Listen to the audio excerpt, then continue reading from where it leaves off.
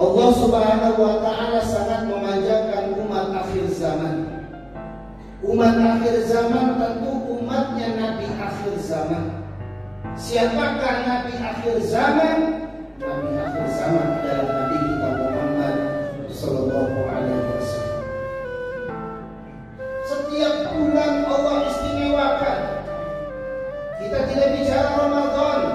Bertepatan bulan ini bulan Rajab, begitu banyak keistimewaan yang Allah berikan kepada kita selaku umat akhir zaman, umatnya baginda Nabi Muhammad sallallahu alaihi wasallam. Ada satu hadis yang meriwayatkan Nabi Muhammad sallallahu alaihi wasallam pernah mengatakan dalam riwayatnya yang sahih, "Inna li rabbikum fi ayyami dahrikum nafahatin ala fatata'arradu lin nafahat." Kata Nabi, di satu tahun selama 12 bulan ada satu bulan yang dimana Allah membuka pintu rahmat. Maka jalur itu apabila kita gunakan, maka sejatinya gelombang nafahat yang dimaksud di sini adalah pintu yang bisa menyampaikan kita kepada Allah Subhanahu wa ta'ala. Maka pintu tersebut Allah buka, tinggal menghantarnya.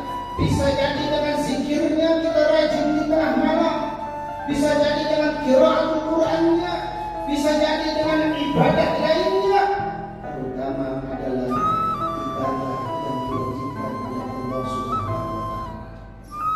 5 waktu mungkin di hari-hari biasa kita banyak yang bolong, tapi kalau menjaga untuk mempersiapkan diri kita menghadap Ramadan di bulan Rajab ini, kita tingkatkan keistimewaan kita kepada Allah sebagaimana kita hamba yang ingin dimasukkan surga oleh Allah Subhanahu wa ta'ala.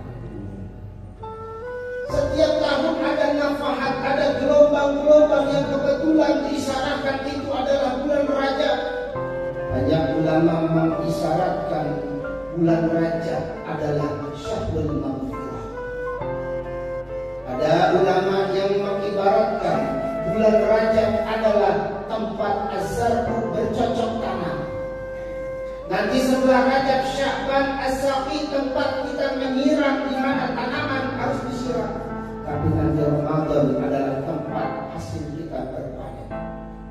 Ada ulama yang berpendapat terkenal sebagai Imam Dhunnun Al-Misri, Rajab litarkil afat. Apabila kita bertemu bulan Rajab, maka perkecillah maksiat, apapun bentuk maksiatnya, perkecil maksiat tersebut. Apa tujuannya? Ketika kita nanti sampai bulan Sya'ban, maka enteng badan kita terasa ingin melakukan taat kepada Allah Subhanahu wa ta'ala. Karena yakinlah saudara, langkahmu ke masjid terhalang oleh dosa-dosa kita semua. Sedekahmu terhalang oleh dosa-dosa kita semua. Amal salehmu terhalang oleh dosa-dosa kita semua.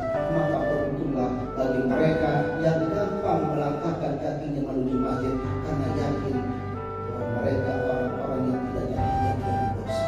Mudah-mudahan kita termasuk di dalamnya sampai akhir hayat kita semua.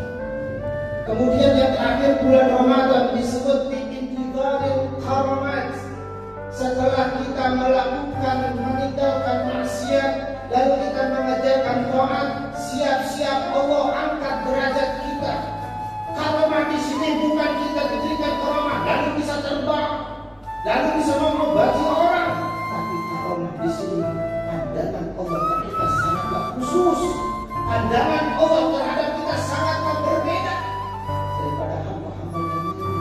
Kita benar-benar dilihat oleh Allah, sehingga gerakan kita, langkah kita, pandangan kita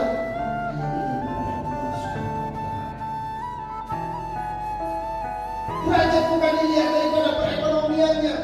Oh, dia rajin zikir, mobilnya banyak. Oh, dia rajin zikir, duitnya banyak.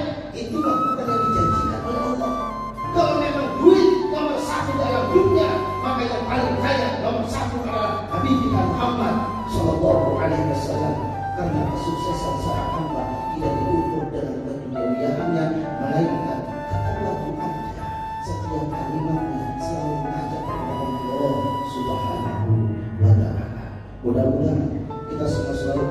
hidayah daripada Allah Subhanahu wa taala. Untuk sebab itu kita langkahkan kaki kita untuk berbuat baik, kita tinggalkan sedikit demi sedikit maksiat.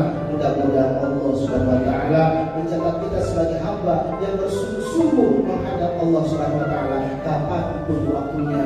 Mudah-mudahan kita usul sampai kepada hadratullah Subhanahu